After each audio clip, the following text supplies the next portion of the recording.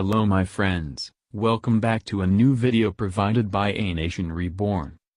Today we would like to tell you all we will be uploading a new series of videos called Horrifying U.S. Government Human Experiments. These videos will explain some of the most disgusting and horrifying U.S. government human experiments that has been done or that is still going on. We will try to keep these videos short and simple. We will also provide linked web sources you can read upon your own. The U.S. government is very disgusting and very corrupt part of our nation, and we are here to expose that.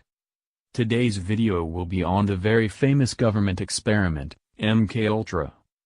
Project MkUltra, aka Project Artichoke, and NAOMI. Operations began in the early 1950s, was officially sanctioned in 1953, was reduced in scope in 1964, further curtailed in 1967, and officially halted in 1973.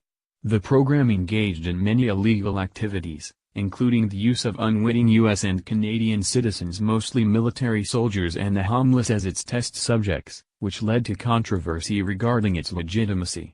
P-74, MkUltra used numerous methodologies to manipulate people's mental states and alter brain functions, including the surreptitious administration of drugs, especially LSD, and other chemicals, hypnosis, sensory deprivation, isolation, verbal and sexual abuse, as well as other forms of psychological torture. The scope of Project MkUltra was broad, with research undertaken at 80 institutions, including 44 colleges and universities, as well as hospitals, prisons, and pharmaceutical companies. The CIA operated through these institutions using front organizations, although sometimes top officials at these institutions were aware of the CIA's involvement.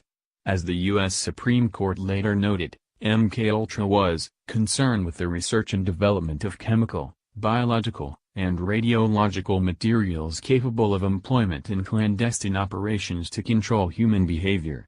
The program consisted of some 149 sub-projects which the agency contracted out to various universities, research foundations, and similar institutions.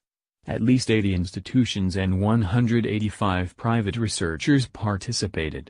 Because the agency funded MkUltra indirectly, many of the participating individuals were unaware that they were dealing with the agency.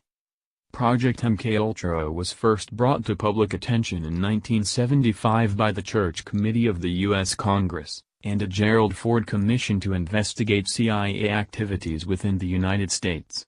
Investigative efforts were hampered by the fact that CIA Director Richard Helms ordered all MkUltra files destroyed in 1973. The Church Committee and Rockefeller Commission investigations relied on the sworn testimony of direct participants and on the relatively small number of documents that survived Helms' destruction order. In 1977, a Freedom of Information Act request uncovered a cache of 20,000 documents relating to Project MkUltra, which led to Senate hearings later that same year. In July 2001, some surviving information regarding MkUltra was declassified. MkUltra plays a part in many conspiracy theories due to its nature and the destruction of most records. Lawrence Teeter, attorney for convicted assassin Sirhan, believed Sirhan was under the influence of hypnosis when he fired his weapon at Robert F. Kennedy in 1968. Teeter linked the CIA's MkUltra program to mind control techniques that he claimed were used to control Sirhan. Conspiracy theorist Kathy O'Brien claims to have been subjected to the program since childhood.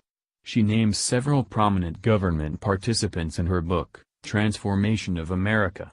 American fashion model and radio host Candy Jones also claimed to have been a victim of mind control in the 1960s. Now that we gave you a briefing into this government project, we hope you realize how corrupt our government really is. This is just one project they have experimented with, and we will tell you many more projects that has been leaked and exposed. Now there could be similar experiments going on to this day, but in this generation the government doesn't need it because they already control what you watch and what you hear from TV to social media. Also, not to say that MkUltra was just one of the many brainwashing, mind-controlling projects and human tests done on our citizens without our consent or without our right as a human in this society. But how can we change this? How can we stop this from happening? You can start by standing up and following us, and share it to the world, and let our society hear what's really going on, what's really happening. A new world order is right around the corner and we can't let that happen. We are a nation reborn.